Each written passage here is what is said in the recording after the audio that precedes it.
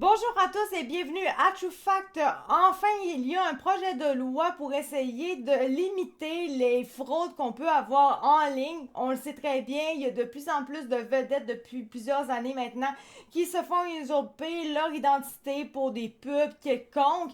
Et finalement, il y a des gens qui peuvent être plus naïfs, qui vont embarquer dans ces histoires-là et donc ils vont se faire flouer de milliers et de milliers de dollars alors que finalement c'était complètement faux, bien évidemment. Monsieur Simon Jolin Barrette, qui est le ministre de la Justice, qui a justement décidé de déposer ce projet de loi-là. C'est fait depuis jeudi matin afin de punir plus fermement les fraudeurs à l'origine d'usurpation d'identité en ligne. Le gouvernement provincial souhaite ainsi faire évoluer les protections au même rythme que les stratagèmes de fraudeurs qui sont de plus en plus rapides à s'adapter aux différentes plateformes et technologies en ligne. Il faut dire qu'on n'a pas fait grand-chose pour que ça arrête finalement.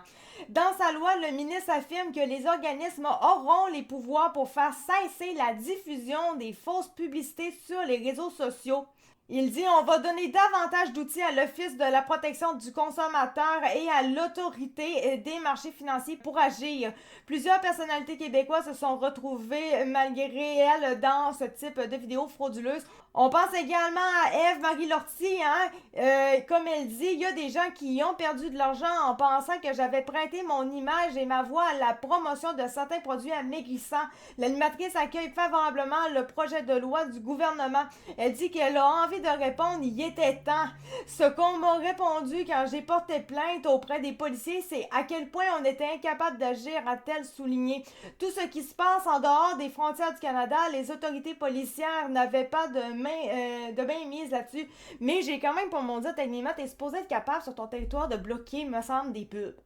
Il y a toujours bien une façon de faire pour déterminer avec un GPS quelconque finalement que telle pub arrive de complètement ailleurs du Canada et donc on bloque ça parce que c'est pas de notre territoire. Il y a sûrement des affaires qui doivent arriver. C'est impossible en 2026 que rien de ça n'existe. Écoute, on est traqué comme ça se peut pas. Je peux pas croire que des fraudeurs peuvent prendre l'identité de n'importe qui au Canada quand ils sont eux-mêmes même pas au Canada. Bref, Monsieur Jolin Barrette croit être en mesure de faire adopter sa loi d'ici la fin juin avec l'appui des partis d'opposition.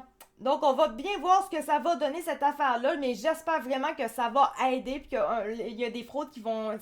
Ça ne fonctionnera plus. Ça serait une vraiment bonne nouvelle. Donc, voilà pour ce qui est de cette nouvelle-là. Merci beaucoup de m'avoir écouté. C'était ActuCat de True Fact et on se retrouve pour une prochaine vidéo. Ciao, bye!